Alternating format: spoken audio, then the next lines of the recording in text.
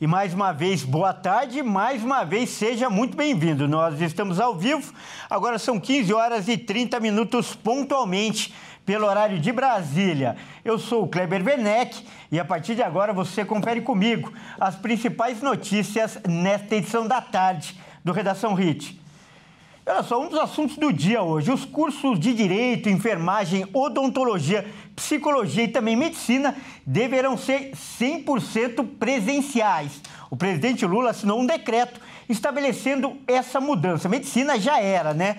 Como foi anunciado, isso foi anunciado ontem pelo ministro da Educação, Camilo Santana. Vamos ver.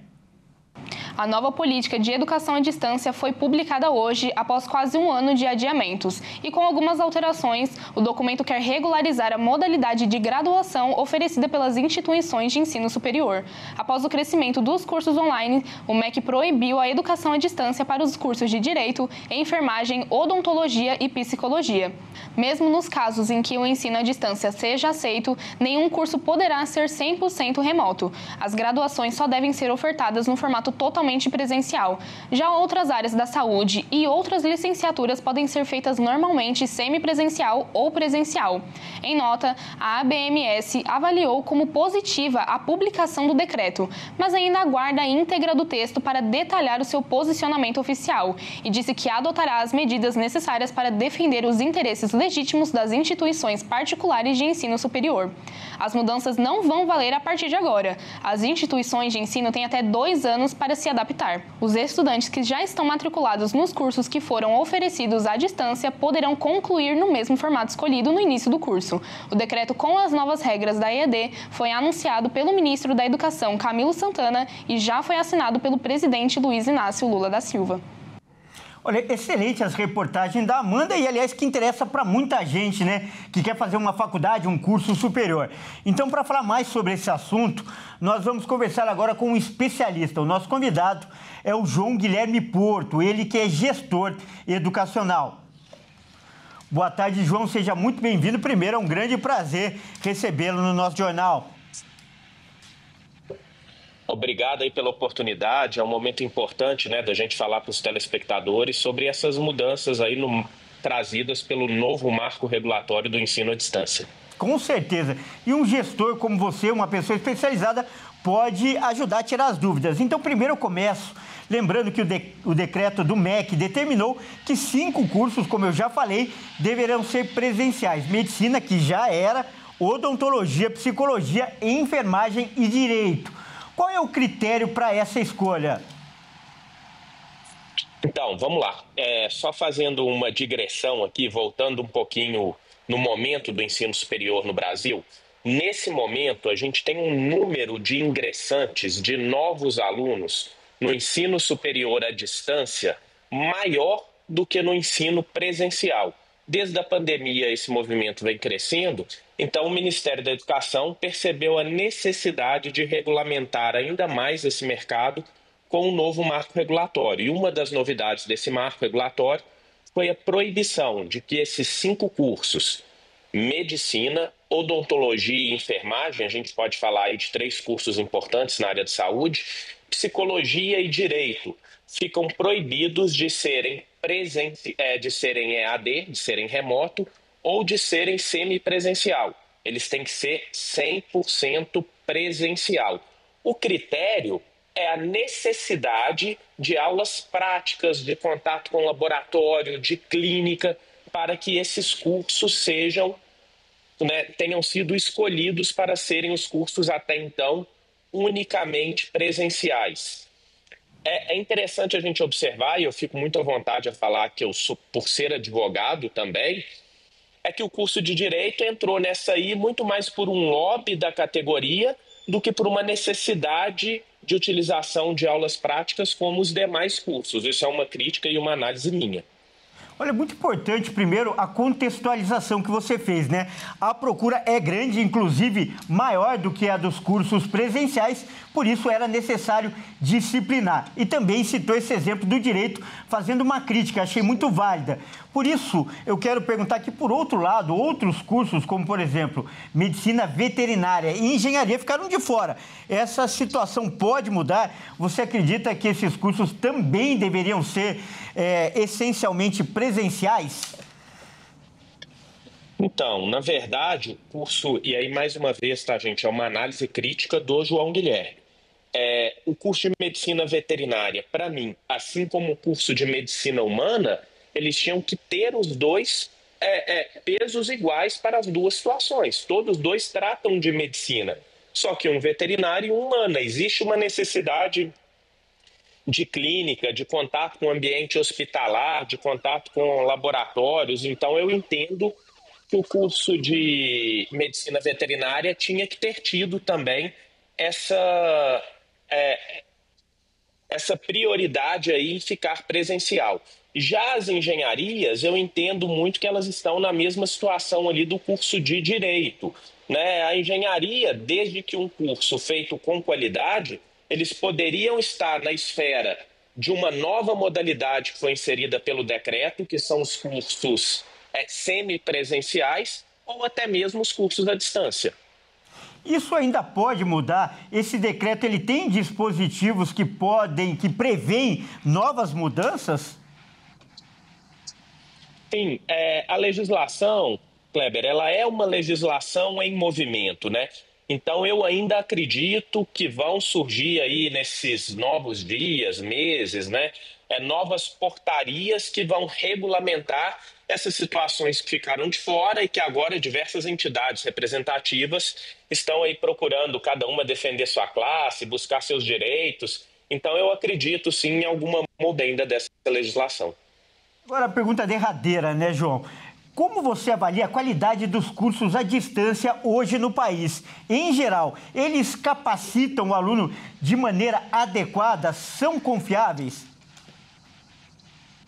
Então, ótima pergunta. Eu acho o seguinte, nós não temos como fugir da realidade da educação à distância, né? A educação à distância hoje é uma realidade. A pandemia nos mostrou isso. E ela dá acesso a pessoas que teriam dificuldade de fazer cursos superiores se eles fossem somente presenciais. Por uma facilidade, por uma dificuldade de deslocamento, por dificuldade de horário, mas que eles precisam ser melhor conduzidos para que a gente tenha cursos de qualidade, não há dúvida. E o novo marco regulatório pode ser uma primeira ferramenta para essa melhoria na qualidade dos cursos. Então, eu, como especialista, acredito sim na educação à distância, mas acredito também que ela tem que evoluir. E acho muito interessante que, mesmo na educação à distância, a gente tenha momentos presenciais onde aquele contato entre os seres humanos, aquela troca de experiência, a troca de valores, também seja um elemento importante para a formação do profissional que logo em seguida estará aí atendendo a nossa população nos mais diversos setores. Tá certo, então nós acabamos de conversar com o João Guilherme Porto, ele que é gestor educacional. João, muito obrigado pela participação e por essa conversa que agregou muito para o nosso telespectador. Afinal, a educação é fundamental, é prioridade no país. Muito obrigado. Agradeço a oportunidade e fico à disposição. Grande abraço.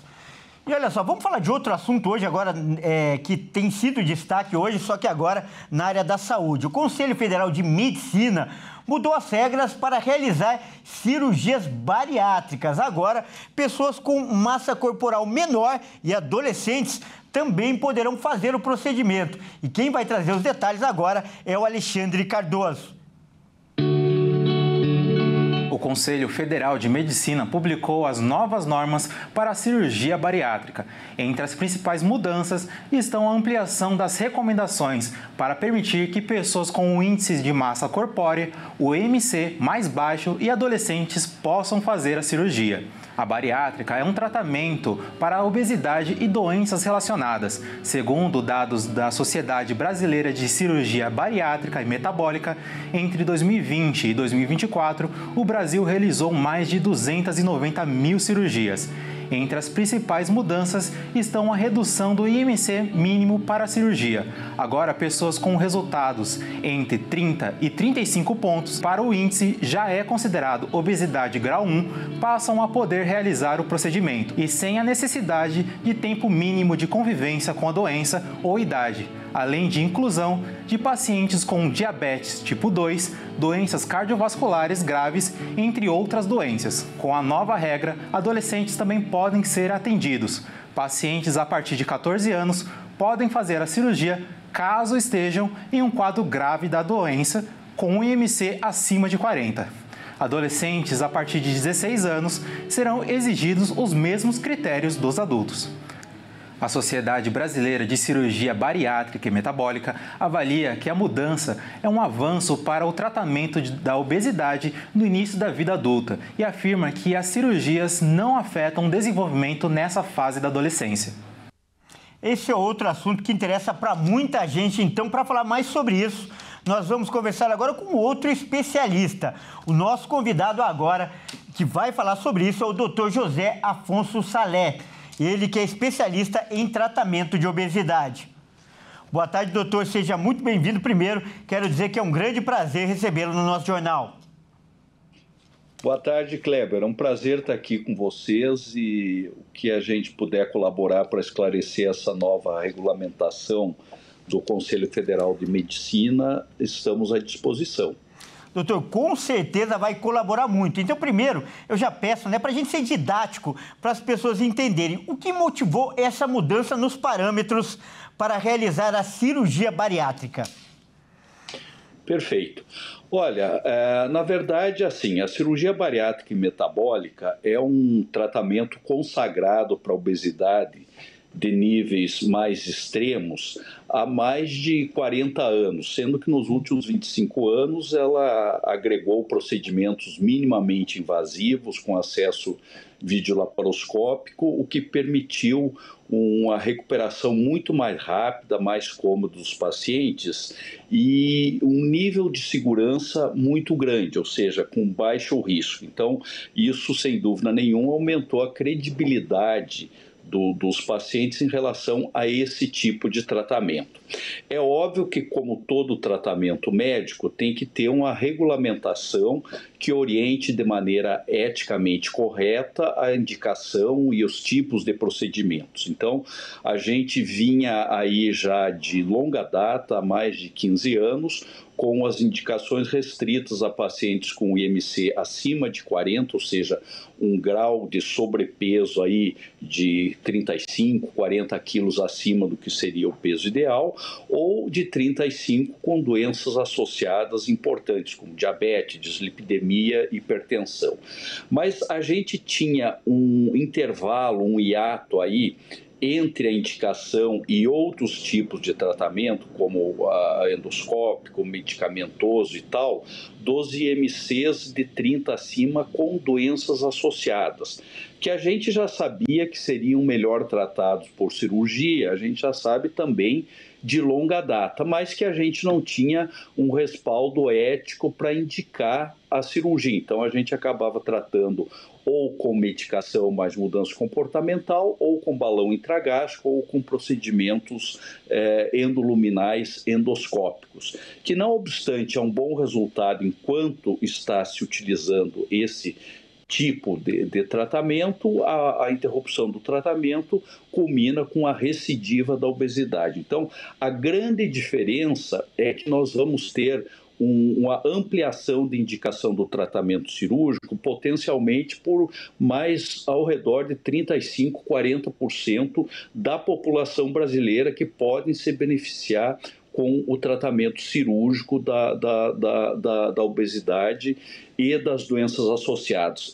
A grande diferença é que a cirurgia cria alterações na anatomia, na capacidade de reservatório do alimento e, dependendo da técnica da absorção endocrinológica, que duram a vida inteira do paciente. Então, a gente tem tido resultados excelentes, tanto na perda de peso, como no outro grande desafio, que é a manutenção a longo prazo. E isso, sem dúvida nenhuma, nenhum outro tipo de tratamento substitui a cirurgia. Então, basicamente, é isso. Outro ponto interessante que essa nova regulamentação do Conselho Federal de Medicina contempla é esses níveis de obesidade em pacientes adolescentes, que também já de longa data a gente sabia que eram resultados impactantes, porque o paciente adolescente ele sofre dois grandes problemas, um problema de saúde e um outro problema que é de bulimia, de o meio onde convive nessa faixa etária aí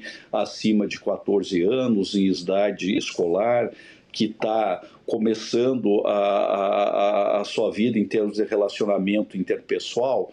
Então, isso faz uma bastante grande. Então, óbvio que nós, como médicos, como cirurgiões, devemos ter bastante critério para quando indicar a cirurgia nesse perfil de paciente e termos estruturas de equipe transdisciplinar que consigam avaliar e preparar esses pacientes de forma adequada. E além do interesse do paciente que entende que ele precisa e que queira se submeter à cirurgia, que tenha a participação ativa e a anuência dos pais. Então, esses são os quesitos básicos que se quer, mas também é um grande passo no sentido da gente democratizar mais esse tipo de tratamento já consagrado dentro da nossa especialidade. Olha, doutor, palavras otimistas, então, que corroboram com esse aumento, né? E dão esperança aí para muita gente que sofre com esse problema, que é, sim, um problema sério, uma questão de saúde pública. Então, que bom que aumentou esse público que pode ser beneficiado. Mas, além das mudanças nos padrões dos pacientes, doutor, novos tipos de cirurgias também serão permitidas, né? Que até então não eram feitas. O que elas devem agregar? Perfeito. Olha, a gente tinha até então 5 cirurgias que são reconhecidas e recomendadas por todas as nossas sociedades a nível internacional, Conselho Federal de Medicina e Agência Nacional de Saúde Suplementar. As clássicas, que são o bypass e a gastrectomia vertical ou sleeve, e o duodenal switch, que é uma derivação mais distal, digamos assim, atua mais na desabsorção, banda gástrica e escopinaro. A partir dessa nova regulamentação, o Conselho Federal de Medicina acaba suprindo outro tipo de cirurgia, que são as derivações que associam encaminhar o alimento direto para a parte mais distal do intestino delgado, do ilho. Então, são as derivações ileal, que são cirurgias que atuam tendo também um efeito metabólico mais intenso. Então, quem tem diabetes insulino dependente de longa data, quem tem superobesidade, tem um potencial muito grande de se beneficiar, e também nos pacientes que precisam de cirurgia bariátrica revisional, ou seja, aqueles que há mais de 10, 15 anos fizeram algum tipo de cirurgia bariátrica e estão com recidiva de ganho de peso e de doença associada. Então, são mais 3 técnicas que estão sendo adequadas ao nosso arsenal terapêutico cirúrgico, já comprovada por experiências aí a nível de pesquisa universitária, a nível de prática clínica em outros países, e que vem a acrescentar também no arsenal terapêutico nosso, além dos tratamentos clássicos de mudança comportamental, medicamentoso e os procedimentos também endoscópicos ou endoluminais. Então, é importante que se tenha em mente o que você acabou de falar. Nós estamos diante da maior pandemia mundial dos últimos 50 anos. Nós temos mais de 40% da população mundial com algum grau de sobrepeso ou já de obesidade, não é? E das causas de doenças evitáveis que causam mortes, a obesidade é a que prevalece, já ultrapassou inclusive o tabagismo, porque enquanto a tendência maior é de uma parada no uso do tabaco, ou diminuição, infelizmente a obesidade cada vez vem crescendo mais. E tudo que se somar de bom, efetivo e seguro no arsenal terapêutico é muito bem-vindo. Então, nós acabamos de conversar com o Dr. José Afonso Salé, ele que é especialista em tratamento de obesidade. Doutor, muito obrigado por essa entrevista, mais que uma entrevista, uma verdadeira aula que ajuda o nosso telespectador a compreender melhor o problema e também as possíveis soluções. Mais uma vez, muito obrigado. Perfeito, muito obrigado a você pela oportunidade de estar aqui e ajudar a esclarecer o nosso maior objetivo, que é o nosso paciente. Grande abraço. Olha só, vamos continuar falando de saúde, porque uma empresa norte-americana está trabalhando em uma vacina para combater os efeitos da menopausa. A injeção já está em testes, em fase de testes, né? Segundo a fabricante. A empresa norte-americana Oviva Therapeutics desenvolveu uma injeção que promete atrasar o climatério, período de transição natural do período reprodutivo e não reprodutivo na vida da mulher, que começa geralmente por volta dos 40 até os 65 anos. O medicamento ainda está em fase de teste e foi apresentado no Congresso sobre Longevidade na Flórida, nos Estados Unidos. Caso seja comprovada a eficácia, a qualidade de vida de muitas mulheres que vivem no climatério deve melhorar significativamente. A injeção anticlimatério é feita de um hormônio sintético semelhante ao antimuleriano, o HAM, uma proteína produzida pelas células da granulosa dos folículos do ovário. Especialistas ainda explicam que ao longo de toda a vida da mulher, ela só perde folículos, sem formar novos. A injeção serviria para manter por mais tempo esses folículos ou formar novos, aumentando a quantidade e adiando a chegada da menopausa. Atualmente, no Brasil existem aproximadamente 30 milhões de mulheres vivendo na faixa etária do climatério e da menopausa, segundo cálculos do IBGE. Mas um levantamento feito pela Sociedade Brasileira de Climatério, de 1.500 mulheres entrevistadas para a pesquisa, apenas 300 mulheres receberam recomendações médicas para realizar tratamento hormonal e aceitar fazer um. Um dos principais motivos para esse número tão baixo pode estar atrelado à falta de informação e o medo da reposição hormonal. Na menopausa, a reposição é capaz de aliviar os sintomas mais comuns, como as ondas de calor, insônia, prevenir osteoporose e melhorar a saúde cardiovascular. E também os sintomas menos conhecidos, como olho seco, déficit de memória, infecção urinária, distensão abdominal, ganho de peso e problemas digestivos. Olha só que notícia triste agora. Uma cachorrinha da raça Shih Tzu, ela foi deixada para tomar banho em um pet shop lá de Santa Catarina. Mas quando os donos voltaram para pegar a cachorrinha, encontraram ela morta. O caso está sendo investigado agora pela polícia. Mas quem vai contar os detalhes para a gente é a Michele Veiga. Vamos ver aqui no telão. E uma notícia que está chamando a atenção do Brasil inteiro, né? Principalmente das pessoas que gostam, né, dos pets. E também para prestar atenção aonde você deixa o seu animal para fazer aí a famosa banho e tosa. O que acontece? Aqui em Santa Catarina, na região do Estreito, na Grande Florianópolis, um pet shop acabou cometendo um erro ao deixar uma cachorrinha Shih Tzu, aquela mais peludinha, amarrada em um local alto, depois de fazer o procedimento. E esses dois funcionários acabaram deixando essa cachorrinha lá, ela se agitou e acabou caindo desse local. Como estava amarrada, acabou morrendo enforcada. E isso virou caso de polícia. A dona dessa cachorrinha ligou ao estabelecimento preocupada, né, com o tempo que estava demorando para esse banho e tosa acontecer. E aí foi informada da situação. O caso foi registrado na delegacia de polícia, do qual está fazendo a investigação de omissão, né, no cuidado desse animal. Lembrando que maus tratos aos animais dá prisão, sim, de 2 a 5 anos, dependendo da gravidade da situação.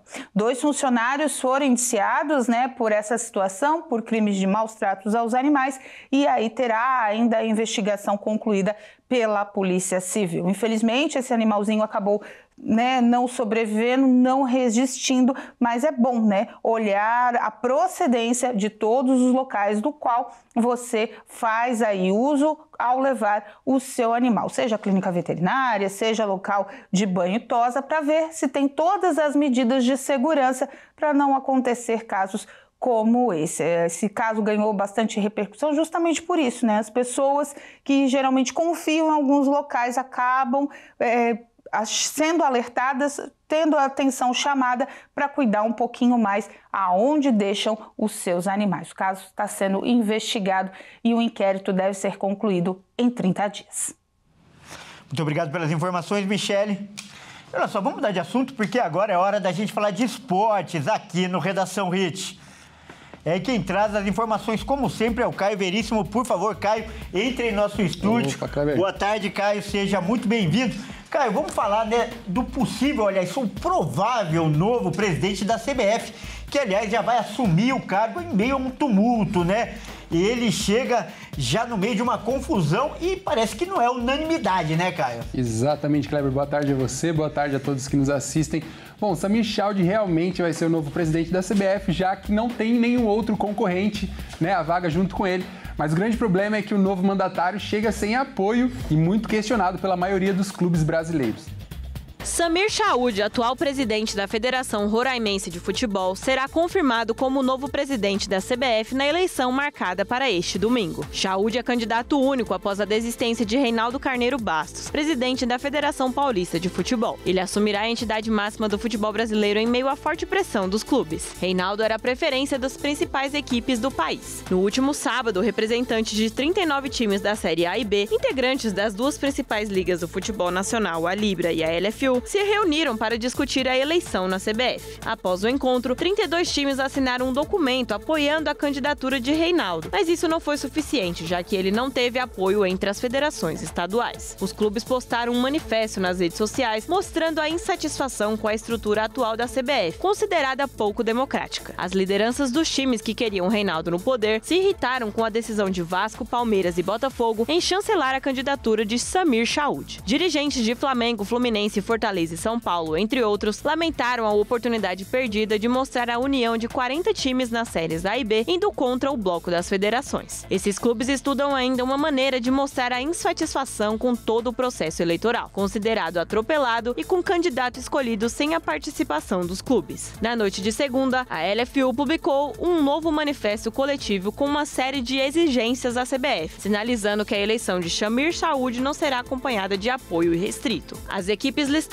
8 pedidos que incluem mudança no estatuto, como regras de fair play financeiro e criação da liga. O Palmeiras, por sua vez, foi um dos poucos que não aderiu ao movimento. A presidente Leila Pereira é uma das entusiastas da candidatura de Chaude. O Palmeiras entende que o momento não é de cobrança ao possível novo presidente, mas sim de tranquilidade e união para que ele possa trabalhar. Os clubes não querem repetir o apoio de 100% de votos a um novo candidato, igual havia acontecido na reeleição de Edinaldo Rodrigues há 2 meses. Para alguns, a unanimidade gerou certo arrependimento e seria incoerente repetir o feito com um candidato desconhecido para dirigir a CBF. Chaude tem conversado com os clubes, sugeriu a mudança de data da eleição e fez breve apresentação na reunião da Comissão Nacional de Clubes. Mas os dirigentes querem muito mais do que palavras para um futuro em breve. A eleição da CBF está marcada para domingo, às 10h30, na sede da CBF. Hoje também tem Copa do Brasil e, aliás, o São Paulo tem um jogo difícil, não é, Caio? É isso aí, Kleber. Bom, o São Paulo vai vai encarar o Náutico no Recife, né, na casa do Náutico, lá nos aflitos. E para quem se acostumou aí com tanto empate nos últimos jogos, esse pode ser um dos caminhos para a classificação tricolor nessa noite. Após finalmente voltar a vencer uma partida pelo Brasileirão na última rodada da competição, hoje o São Paulo entra em campo contra o Náutico em busca de cravar seu lugar nas oitavas de final da Copa do Brasil. No primeiro jogo deu tricolor, 2-1 no Morumbis, e hoje joga com a vantagem do empate para se classificar. Já o Náutico precisa de uma vitória simples para levar a decisão aos pênaltis, ou por 2 ou mais gols para se classificar no tempo normal. Apesar do São Paulo estar em vantagem, tendo o empate como aliado no resultado, nesta noite o time paulista deve esperar um jogo muito difícil, assim como foi em São Paulo. O Timbu, como é chamado o time do Náutico carinhosamente por seus torcedores, dificultou e muito a vida do tricolor paulista no Morumbis. tanto que aos 17 minutos do primeiro tempo abriu o placar com um golaço do atacante Caio Vitor, mas não conseguiu segurar a reação do São Paulo e acabou tomando a virada. Os dois times chegam completos para esta decisão, além de bastante confiança após vencerem seus últimos jogos, deixando em aberto a possibilidade de uma grande partida. Nos aflitos, Casa do Náutico, o jogo está marcado para começar às 9h30 da noite. É isso aí, Kleber. Fico por aqui. Um grande abraço a você e a todos que nos assistem. Tá certo, Caio. Muito obrigado pelas informações e até mais. Até mais. Bom, é isso aí. Essa edição fica por aqui. Eu agradeço demais pela sua companhia. E você que não é de São Paulo, não nos acompanha pela RIS TV. Fique agora com a sua programação local. Ótima tarde e até mais.